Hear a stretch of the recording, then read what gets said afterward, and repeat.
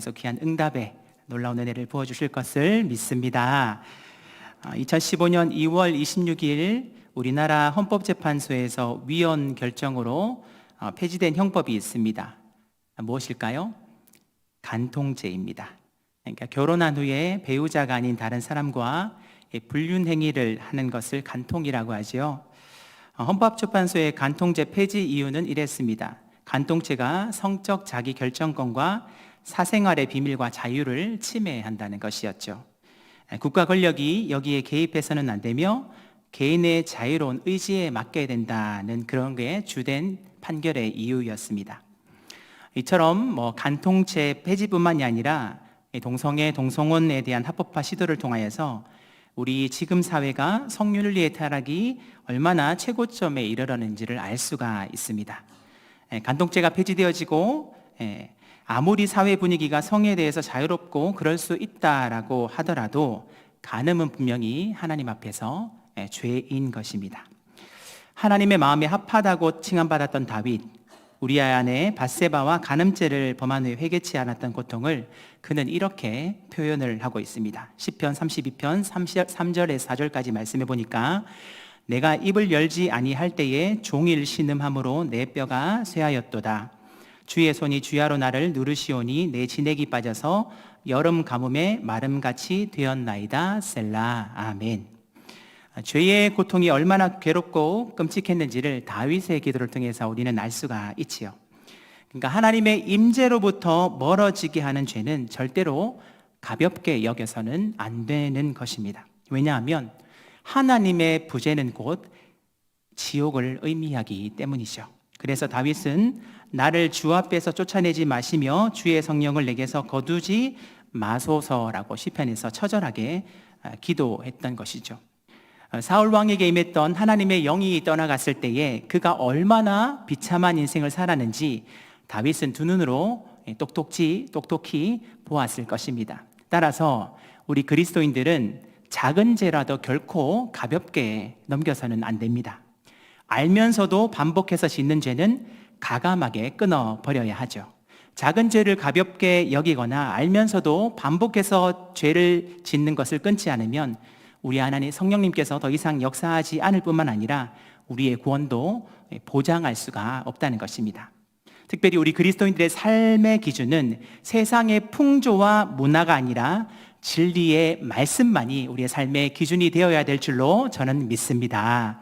하나님 말씀에서 죄라고 하면 분명히 그것은 죄인 것입니다. 주님 말씀하시면 내가 나아가고 주님 뜻이 아니면 멈춰서는 것, 그것이 바로 신앙이라는 것이죠. 그러므로 하나님의 말씀을 기준으로 어떠한 죄라도 가볍게 여기지 말고 즉각 회개함으로 성령의 충만함을 날마다 누리는 복된 삶을 사시기를 예수님의 이름으로 축복합니다.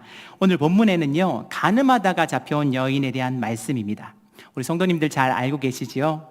근데 좀 특이한 점이 있습니다. 요한복음 7장 53절에서 8절 11절까지 말씀해 보니까 성경에 보니까 대관로로 묶여 있다는 것이죠. 그리고 이것에 대한 부연 설명은 성경책 밑에 보면 어떤 사본에는 없다라고 기록이 되어 있습니다. 이 사건은 초기 헬라어 사본 중에서 한 곳에만 들어있을 뿐 다른 곳에는 없는 내용이기 때문에 그렇죠. 또한 후기 사본들에도 이 본문이 각각 다른 그 위치에 삽입이 되어 있음을 알 수가 있습니다. 어떤 이들은 여인들의 간음을 부추길 수 있다는 이유로 많은 사본에서 이 본문이 삭제된 것이라고 주장도 하지만 정확한 이유는 알 수가 없습니다. 여하튼 이 사건이 실제 사건임을 의심할 여지는 조금도 없다는 것이죠. 서기관들과 바리새인들, 즉 간음하다가 잡혀온 여인을 예수님께로 데리고 왔습니다. 어떻게 잡아왔을까요? 밤새 잠복 근무를 하면서 잡아왔던 것일까요?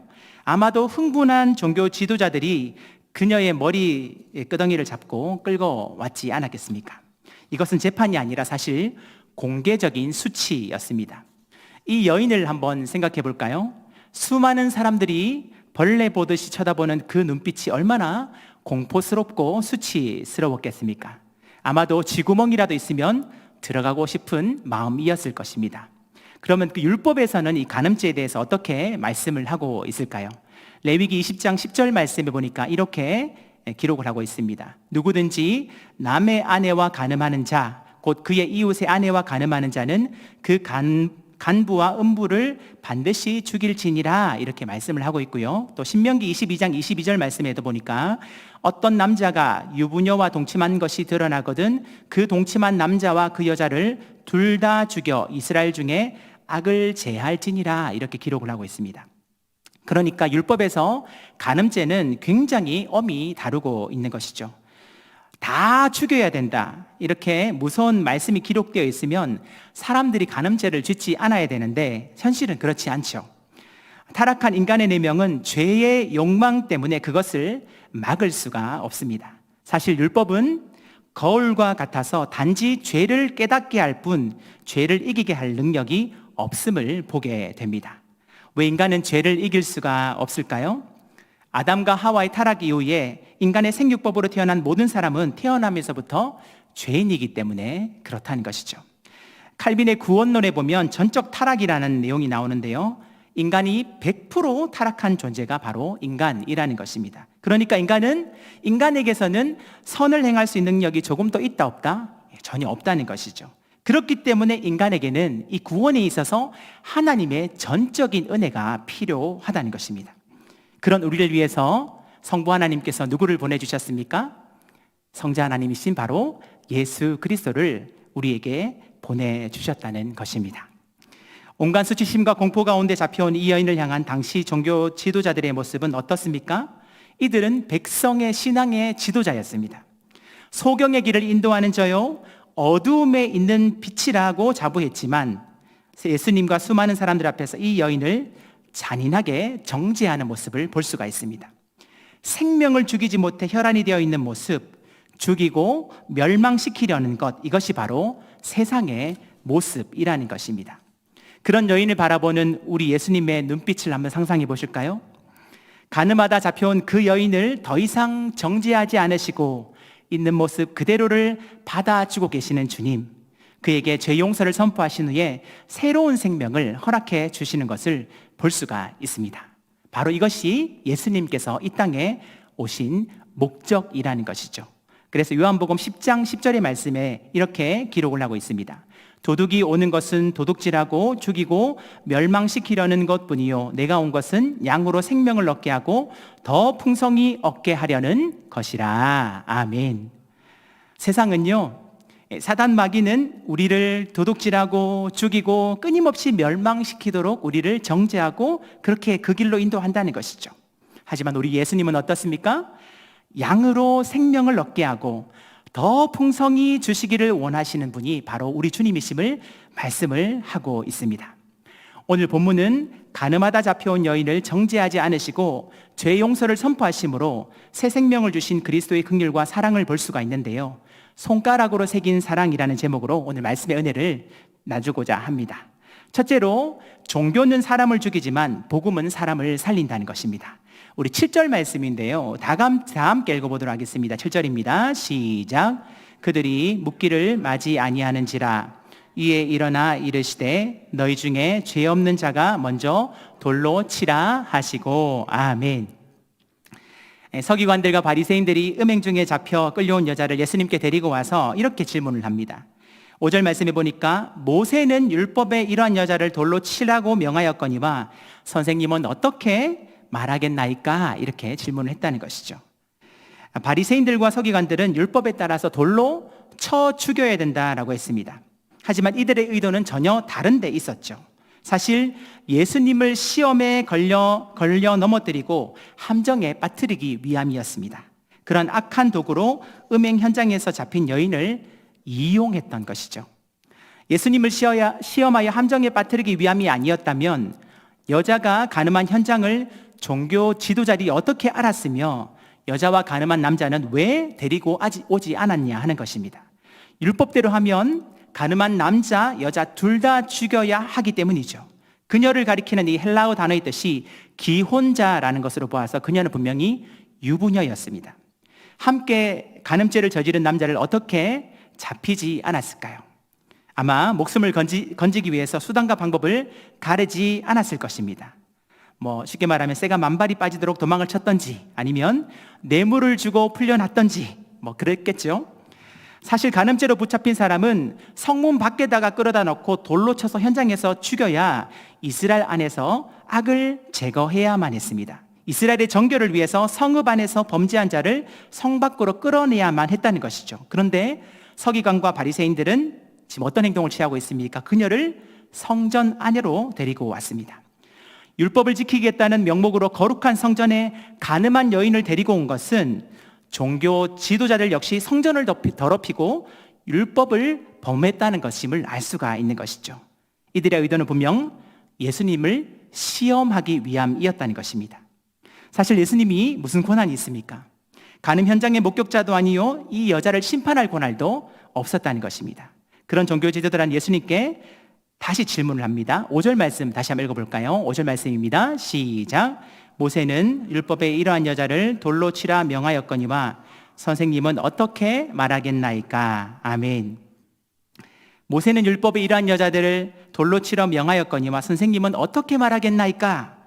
만약 예수님이 이 여인을 돌로 치라고 대답하면 사형 집행권이 없는 예수님이 로마법을 어기는 것이 되고요, 반대로 돌로 치지 말라고 하게 되어지면 결국 모세의 율법을 어기는 것이 되는 것입니다. 그러니까 이래도 걸리고 저래도 걸리고 해서 결국 예수님을 제거하기를 원했던 것이죠. 그런 서기관들과 바리새인들의 간교한 질문에 예수님은 몸을 굽히사 손가락으로 땅에 무언가를 쓰십니다. 아마도 돌을 들고 막 치려는 순간 그 격한 마음을 가라앉히고 흥분한 사람들을 진정시키기 위한 행동이었던 것으로 보여집니다. 성경에 나와 있지 않아서 정확하게 알 수는 없지만 중세 종교 지도자들은 한 해석에 의하면 그들의 죄를 땅에 낱낱이 기록했을 것이라고도 하였습니다. 예수님은 그들 스스로 양심의 가책을 받게 하셨던 것이죠. 그런 후에 뭐라고 말씀하십니까? 너희 중에 죄 없는 자가 먼저 돌로 치라고 그렇게 말씀을 하십니다. 예수님은 여자를 향하여서 죄가 없다 이렇게 말씀하지 않으셨고요, 여인이 불쌍하니 그냥 눈 감아주자 이렇게 말씀하지도 않으셨습니다. 예수님은 그저 돌로 치라고 하셨습니다. 단 죄 없는 자가 나와서 돌로 치라는 것이었죠. 여기서 죄 없는 자라는 헬라어 표현은요, 아나마르테토스라는 단어인데요, 모든 죄에 대해서 완전 무결한 의인을 말할 때 사용하는 단어입니다. 다시 말해서 너희가 율법에 따라 돌로 치되 하나님 앞에서 조금의 죄도 없는 자가 먼저 치라는 것입니다. 이 말씀은 바로 무엇입니까? 율법을 폐한 것이 아니라 율법의 참된 정신을 드러내셨다는 것입니다. 우리 주님께서 왜 이렇게 말씀하셨을까요? 예수님은 무리로 하여금 먼저 자기 자신을 돌아보기를 원하셨습니다. 간음한 여인만 심판대 위에 올려놓지 말고 자신들도 한번 심판대 위에 올라가 보라. 너희는 과연 하나님의 심판대 앞에서 자유로운가? 너희는 정말로 죄가 없는가? 그러한 모습을 철저히 돌아보기를 원하셨던 것이죠. 여인이 지었던 간음죄, 그리고 예수님을 죽이고자 했던 종교 지도자들의 시기심, 어느 것이 더 큰 죄입니까? 물론 다 큰 죄입니다. 하지만 어떤 면에서는 간음죄는요, 자신만 더럽히지만 시기심은 다른 사람을 죽이기 때문에 더 무서운 죄임을 우리는 알 수가 있습니다. 이처럼 하나님의 심판대 앞에서 자유로운 사람은 아무도 없습니다. 우리가 신앙생활을 하다 보면요, 우리는 너무 쉽게 심판자의 자리에 앉을 때가 있다는 것입니다. 소셜 네트워크라고 하죠. SNS상에서 보면 그 댓글들이 달려있는 걸 보면 자신들이 다 하나님 같습니다. 자기의 말이 다 맞고 자기의 말이 다 진리다 이렇게 기록이 되어 있죠. 또한 내 열심과 내 의로움에 치여서 자칫 남의 연약함을 함부로 비판하고 정죄하며 어느덧 내가 하나님 자리에 올라가 있는 그런 모습을 보게 된다는 것입니다. 이것은 바로 하나님 앞에서 아주 교만한 모습임을 알 수가 있는 것이죠. 예수님께서 오늘 본문을 통하여서 이러한 모습을 경계해야 될 것을 말씀하고 있습니다. 그래서 유다서를 보면 천사장마저도 한 마귀를 함부로 정죄하지 않았다라고 그렇게 기록을 하고 있습니다. 유다서 1장 9절 말씀이 보니까 천사장 미가엘이 모세의 시체에 관하여 마귀와 다투어 변론할 때에 감히 비방하는 판결을 내리지 못하고 다만 말하되 주께서 너를 꾸짖으시기를 원하노라 하였거늘 이렇게 기록을 하고 있습니다.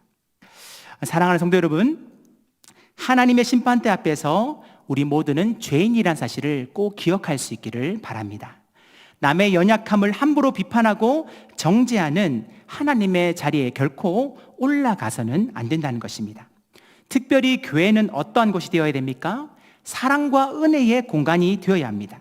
왜냐하면 교회는 그리스도의 몸이기 때문에 그렇습니다.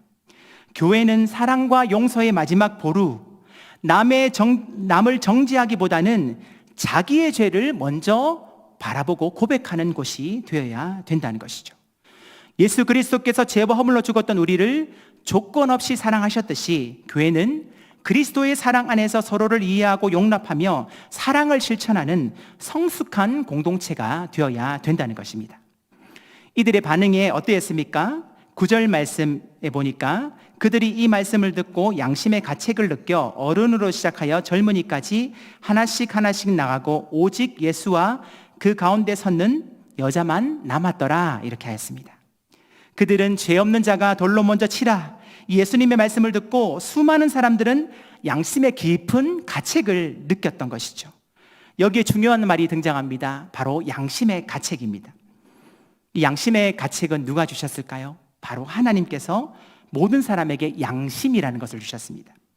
양심은 하나님이 마음속에 심어 놓으신 도덕적 감각임을 알 수가 있죠. 진리 앞에 서게 되어지면 양심은 반드시 움직이게 되어 있다는 것입니다. 그러니까 종교 지도자들 역시 하나님 앞에서 자신이 죄인임을 깨달았던 것이죠. 그리고 그 누구도 감히 그 자리에 있지 못하고 고개를 떨구고 나가 버렸던 것입니다.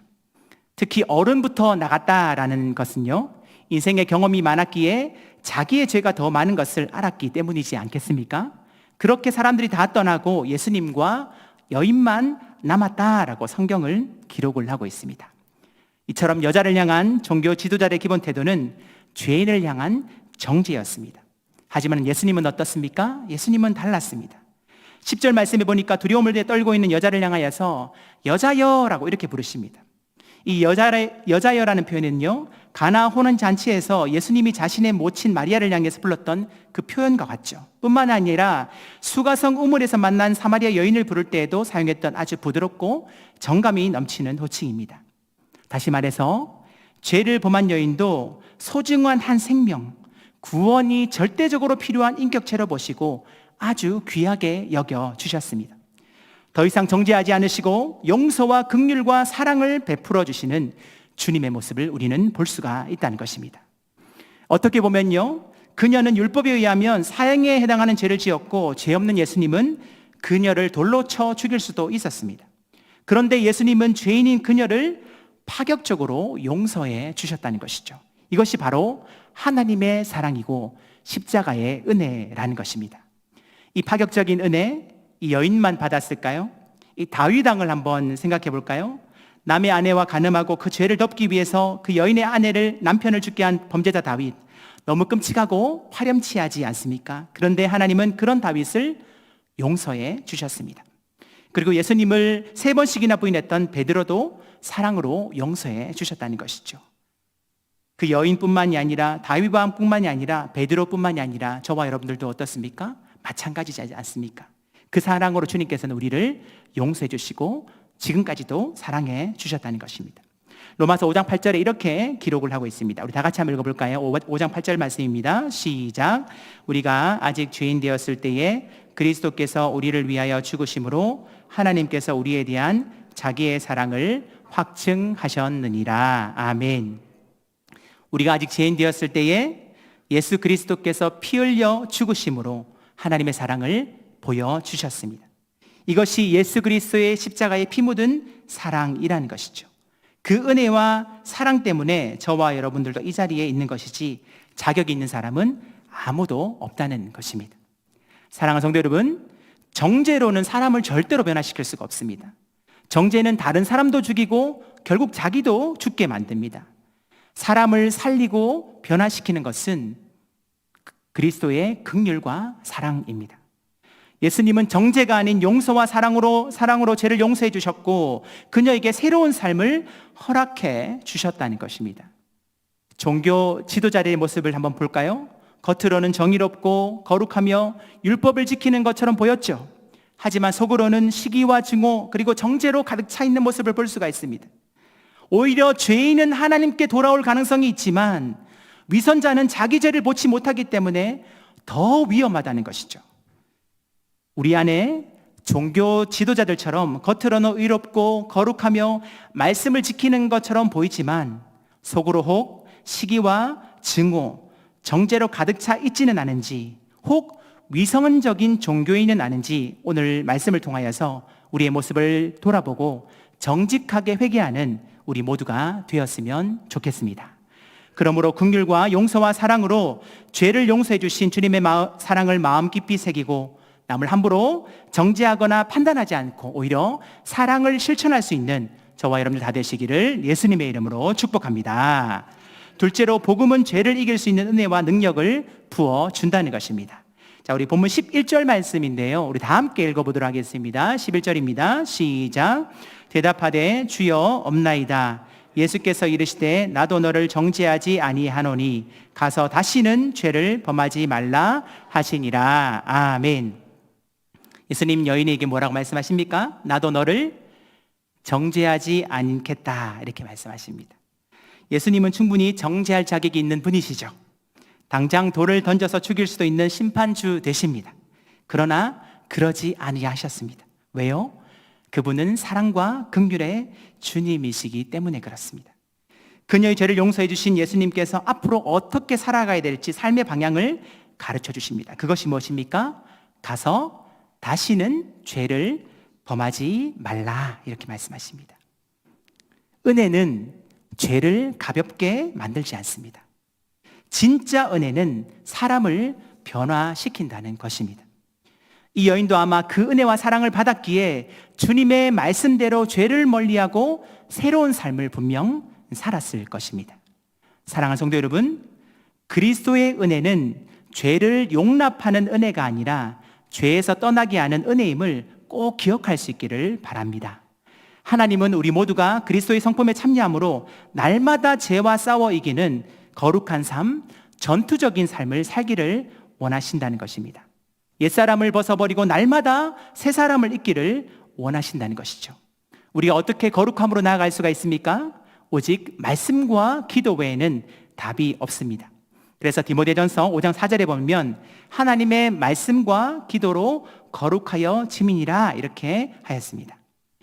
성령의 검인 하나님의 말씀으로 무장하고 성령 안에서 끼어서 기도할 때에 우리는 예수 충만 또 성령 충만 말씀 충만함 가운데 승리하는 삶을 살게 되는 것이죠. 하지만 현실은 어떻습니까? 결코 녹록치 않습니다. 사단 마귀는 호시탐탐 기회를 노리며 구원받은 하나님의 백성을 향하여서 지금도 끊임없이 불화살들을 쏘아대고 있습니다. 죄의 불화살들을 마구마구 쏘아대고 있죠.